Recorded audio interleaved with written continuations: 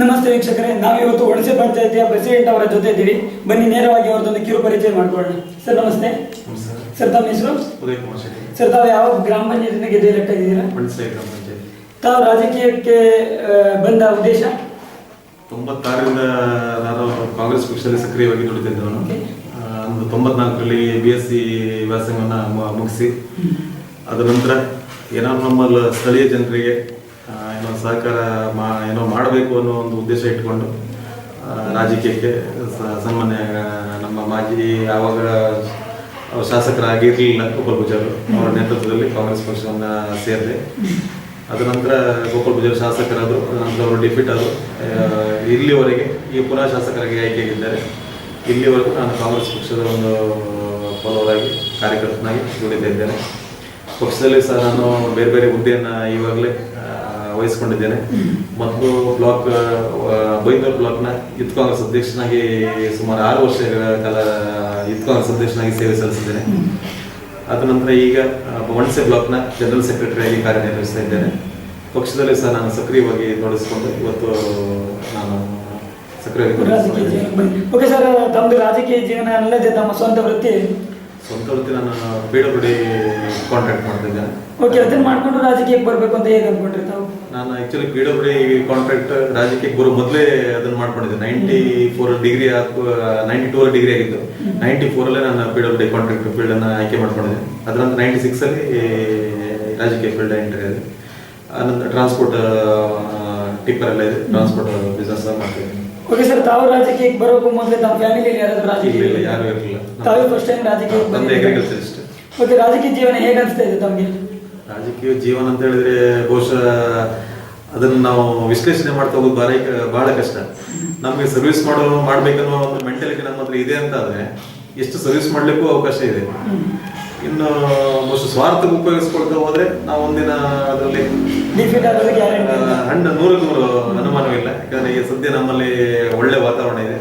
ನಾನು ಪಂಚಾಯತ್ನಲ್ಲಿ ಸಹ ನನ್ನ ಎದುರು ಯಾವುದೇ ಅಭ್ಯರ್ಥಿಗಳ ಎದುರಿ ಪಕ್ಷದವರು ಯಾವುದೇ ಬಿಜೆಪಿಯವರು ಇದ್ರು, ಬಿಜೆಪಿಯವರು ಪ್ರಬಲರಾಗಿದ್ರು, ಇಲ್ಲಿ ಶಾಸಕರಲ್ಲೇ ಇದ್ರು, ಲೋಕಸಭಾ ಸದಸ್ಯರಿದ್ರು. ಆದ್ರೂ ನನ್ನ ಎದುರು ಯಾವುದೇ ಅಭ್ಯರ್ಥಿಯನ್ನು ಸಹ ಹಾಕಲಿಲ್ಲ. ಯಾಕಂದ್ರೆ ಡೆವಲಪ್ಮೆಂಟ್ ಮಾಡ್ಲಿಕ್ಕೆ ಇವರು ಒಂದು ಸೂಕ್ತ ಅಭ್ಯರ್ಥಿ ಅನ್ನೋ ಒಂದೇ ಒಂದು ಬಹುಶಃ ಇದ್ರಲ್ಲಿ ಯಾವುದೇ ಬೇರೆ ರೀತಿಯ ಭಾವಿಸಬೇಕಾದಂತ ಅವಶ್ಯಕತೆ ಇಲ್ಲ. ಬಹುಶಃ ಗ್ರಾಮ ಪಂಚಾಯತ್ ಇವರ ಉಸ್ತುವಾರಿಯಲ್ಲಿ ನಡೆದ್ರೆ ಗ್ರಾಮ ಅಭಿವೃದ್ಧಿ ಇವರು ಮಾಡಬಹುದು ಅನ್ನುವ, ಯಾಕಂದ್ರೆ ನಮ್ಮ ಚಿಂತನೆ ಆಗಿತ್ತು. ನಮ್ದು ಯಾವುದೇ ಶಾರ್ಟ್ ಟರ್ಮ್ ಡೆವಲಪ್ಮೆಂಟ್ ಬಗ್ಗೆ ನಮ್ದು ಯಾವುದೇ ಐಡಿಯಾ ಇಲ್ಲ. ಸ್ವಲ್ಪ ಹುಣಸೆ ಪಂಚಾಯತ್ ಅನ್ನ ಶಾಶ್ವತವಾಗಿ ನಾವು ಒಂದು ಗುರುತಿಸುವಂತ ಒಂದು ಕೆಲಸ ಆಗ್ಬೇಕು ಅಂತೇಳಿ ನಾವು ಒಂದು ಯೋಚನೆ ಇಟ್ಕೊಂಡು ಪಂಚಾಯತ್ ಎಂಟ್ರಿ. ಈ ಹಿಂದೆ ಸಹ ನಾನು ಪಂಚಾಯತ್ ಸದಸ್ಯನಾಗಿ ವರ್ಕ್ ಮಾಡಿದವ.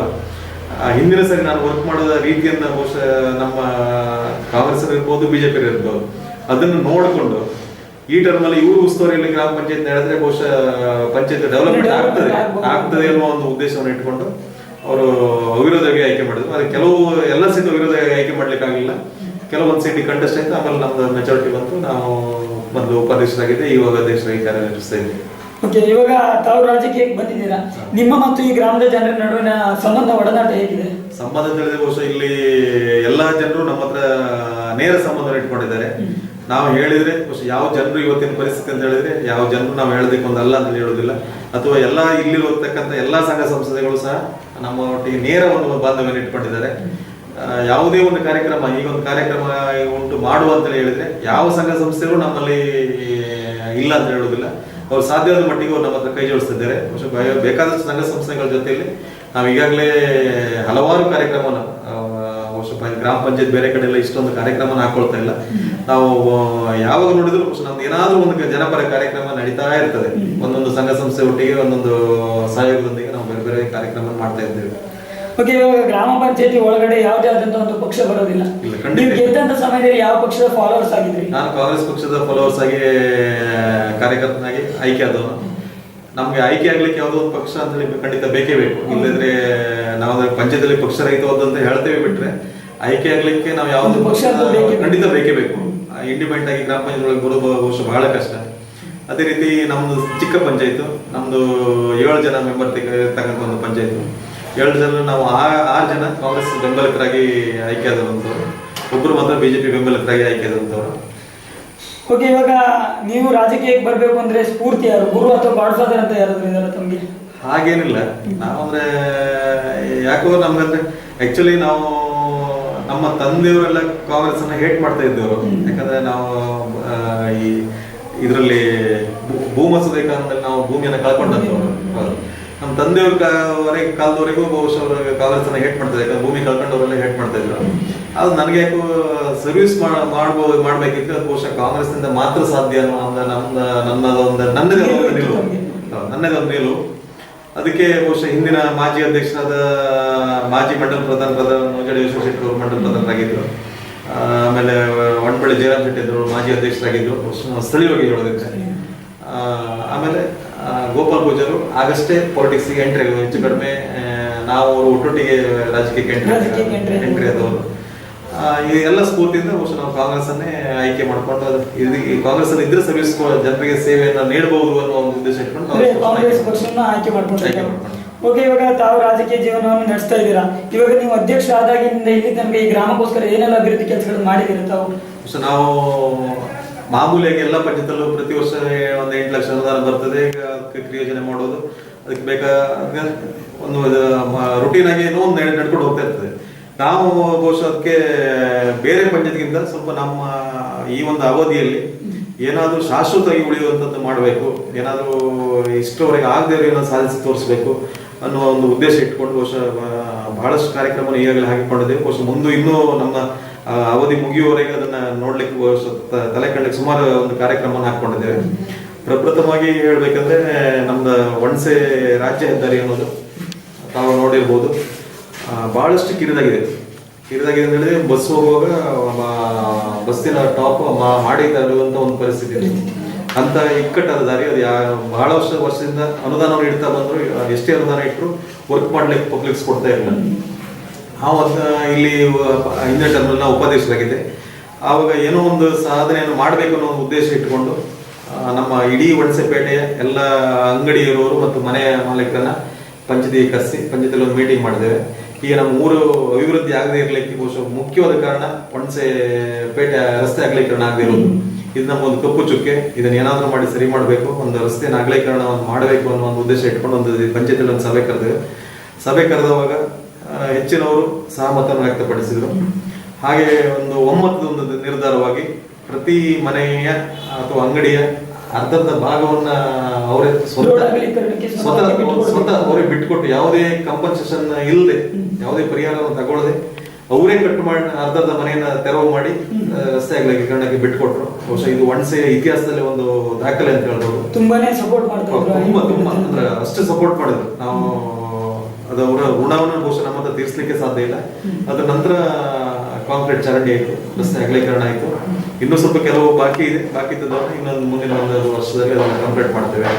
ಇದು ಒಂದಾದ್ರೆ ಬಹುಶಃ ಇನ್ನೊಂದು ನಮ್ಮಲ್ಲಿ ಮುಖ್ಯ ಸಮಸ್ಯೆ, ನಮ್ಮಲ್ಲಿ ಯಾವುದೇ ಡೆವಲಪ್ಮೆಂಟ್ ಮಾಡ್ಲಿಕ್ಕೆ ಆಗದೆ ಇರುವಂತದ್ದು ನಮ್ಮಲ್ಲಿ ಸರ್ಕಾರಿ ಜಾಗದ ಕೊರತೆ. RTC ಅಲ್ಲಿ ನೋಡಿದ್ರೆ ಬಹುಶಃ ಬೇಕಾದಷ್ಟು ಜಾಗ ಇದೆ ಸರ್ಕಾರಿ ಜಾಗ. RTC ತೆಗೆದು ಎಲ್ಲೂ ಸರ್ಕಾರಿ ಜಾಗ ಲಭ್ಯ ಇಲ್ಲ.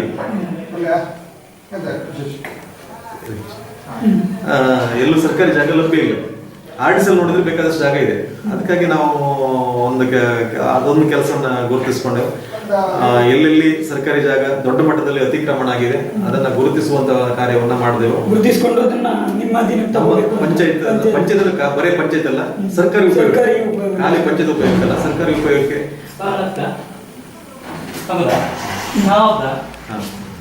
ಸರ್ಕಾರಿ ಉಪಯೋಗಕ್ಕೆ ತಗೊಳ್ಬೇಕಂತೇಳಿ ಒಂದು ಯೋಜನೆಯನ್ನ ಮಾಡಿದೆವು. ಅದು ಸರಿಯಾಗಿ ನಾವು DC ಅನ್ನ ಮೀಟ್ ಮಾಡಿ ಒಂದು ಇದೇ ವಿಷಯಕ್ಕೆ ಸಂಬಂಧಪಟ್ಟಾಗೆ ಒಂದು 5-6 ಸರಿ ನಾವು DC ಅನ್ನ ಮೀಟ್ ಮಾಡಿದೆವು. ಬಹುಶಃ ಈ ಜಿಲ್ಲಾಧಿಕಾರಿಗಳು ನಮ್ಗೆ ಬಹಳಷ್ಟು ಸಹಕಾರವನ್ನು ನೀಡಿದ್ರು. ಒಂದು 3 ಕಡೆ ಆ ಸ್ಥಳವನ್ನ ಪಾಯಿಂಟ್ ಮಾಡಿದೆವು. ಈಗ ನಮ್ಮಲ್ಲಿ ಪಂಚಾಯತ್ ಹೆಸರಲ್ಲಿ ಇರುವುದು ಬರೀ 6 ಸೆಂಟ್ ಜಾಗ ಮಾತ್ರ. ಇದೇ ನಮ್ಮ ಏನು ಆಫೀಸ್ ಇದೆ ಇಷ್ಟು ಮಾತ್ರ ನಮ್ಮ ಪಂಚಾಯತ್ ಹೆಸರಲ್ಲಿ ಇರುವಂಥದ್ದು. ಅದು ಯಾವುದೇ ಜಾಗ ಪಂಚಾಯತ್ ಹೆಸರಲ್ಲಿ ಇಲ್ಲ. ಅದ ನಂತರ ಈ ಚಿತ್ತೂರಿಂದ ಆಲ್ಗೂರು ಹೋಗೋ ದಾರಿಯಲ್ಲಿ 1 ಎಕರೆ ಜಾಗವನ್ನ ಒಬ್ಬರು ಅತಿಕ್ರಮಣದಲ್ಲಿ ಇರುವಂತದ್ದು, ಅದು ಅವ್ರಿಗೆ ಯಾವುದೇ ಹಕ್ಕಿಲ್ಲದೆ ಇರುವಂತದ್ದು, ಅದನ್ನ ಫಾಲೋ ಅಪ್ ಮಾಡಿ ಆ ಜಾಗ ನಮ್ಮ ಪಂಚಾಯತ್ ಗ್ರಾಮ ಪಂಚಾಯತ್ ಈಗಾಗಲೇ ಆಗಿದೆ. ಹಾಗೆ ಆಗಿದೆ, RTC ನಮ್ಮ ಹೆಸರಿಗೆ ಆಗಿದೆ. ಇನ್ನು ನಮ್ದು ಹೋಬಳಿ ಕೇಂದ್ರ ಇದೆ. ಆಕ್ಚುಲಿ ಒಣಸೆ ಹೋಬಳಿ ಕೇಂದ್ರದಲ್ಲಿ ಎಲ್ಲಾ ಕಚೇರಿಗಳು ಬಾಡಿಗೆ ಕಟ್ಟಡದಲ್ಲಿ ಇದೆ. ನಾಡ ಕಚೇರಿ ಸೇರಿ ಪ್ರತಿಯೊಂದು ಕಚೇರಿ, ಯಾವುದೇ ಸರ್ಕಾರಿ ಕಚೇರಿಗೆ ಸ್ವಂತ ಕಟ್ಟಡ ಅಂತೇಳಿ ಇಲ್ಲಿ ಇಲ್ಲ. ಬಾಡಿಗೆ ಕಚೇರಿ ಎಲ್ಲ ಬಾಡಿಗೆ ಕಟ್ಟಡದಲ್ಲಿ ಎಲ್ಲ ಕಚೇರಿ ಹೋಬಳಿ ಕೇಂದ್ರ ಆಗಿದ್ರೆ ಸುಮಾರು ಕಚೇರಿ ನಮ್ಮಲ್ಲಿದೆ, ಎಲ್ಲದೂ ಬಾಡಿಗೆ ಕಟ್ಟಡದಲ್ಲಿದೆ.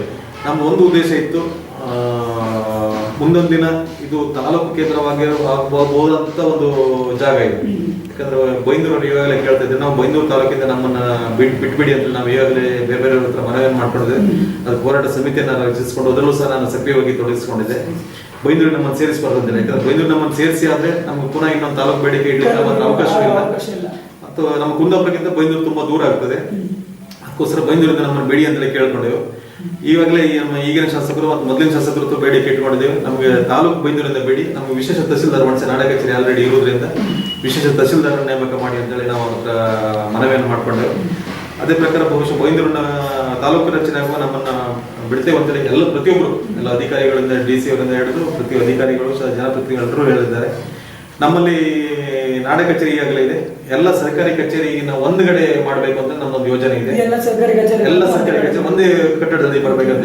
ಯಾವಾಗ ಉಡುಪಿಯಲ್ಲಿ ಜಿಲ್ಲಾಧಿಕಾರಿ ಕಚೇರಿ ಒಂದೇ ಸಂಕೀರ್ಣ ಆಗಿ ಒಂದೇ ಕಚೇರಿ ಆಗಿದೆ, ನಮ್ದು ಹೋಬಳಿ ಮಟ್ಟದಲ್ಲಿ ಎಲ್ಲ ಕಚೇರಿ ಒಂದೇ ಸಂಕೀರ್ಣದಲ್ಲಿ ಬರಬೇಕಂತೇಳಿ ಒಂದು ಯೋಜನೆ ಇಟ್ಕೊಂಡು ಈ ಸ್ಟೇಟ್ ಹೈವೇ ಪಕ್ಕದಲ್ಲಿ ಒಂದು 4-5 ಎಕರೆ ಜಾಗ ಇದೆ.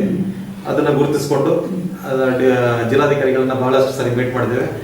ಜಿಲ್ಲಾಧಿಕಾರಿಗಳು ಸಹ ಅದಕ್ಕೆ ಸ್ಥಳ ಪರಿಶೀಲನೆ ಮಾಡಿ ಬಹಳಷ್ಟು ನಮ್ಗೆ ಸಹಕಾರ ನೀಡಿದ್ದಾರೆ. ಈಗಾಗಲೇ ಅದು ಪ್ರಗತಿ ಹಂತದಲ್ಲಿದೆ. ಸಾಧಾರಣ ಇನ್ನು ನಮ್ಗೆ ಆರ್ಡರ್ ಆಗುವುದು ಮಾತ್ರ ಬಾಕಿ. ರಾಜ್ಯ ಹೆದ್ದಾರಿ ಪಕ್ಕದಲ್ಲಿ ಇಲ್ಲಿಂದ ಸುಮಾರು ಒಂದು 3/4 ಕಿಲೋಮೀಟರ್ ದೂರದಲ್ಲಿದೆ. ಅದಾದ್ರೆ ಆ ಜಾಗವನ್ನು ಸಮತಟ್ಟು ಮಾಡಿ ನಾವು ಎಲ್ಲ ಅಲ್ಲಿ ಒಂದು ಶಾಸಕರು ಸಹ ಅನುದಾನ ನೀಡ್ತೇನೆ ಅಂತ ಹೇಳಿದ್ರೆ ಸಮುದಾಯ ಭವನದಿಂದ ಹಿಡಿದು ಎಲ್ಲಾ ಸರ್ಕಾರಿ ಕಚೇರಿಗಳನ್ನ ಒಂದೇ ಇದರಲ್ಲಿ ತರಬೇಕು ಅಂತ ಯೋಜನೆ ಇದೆ.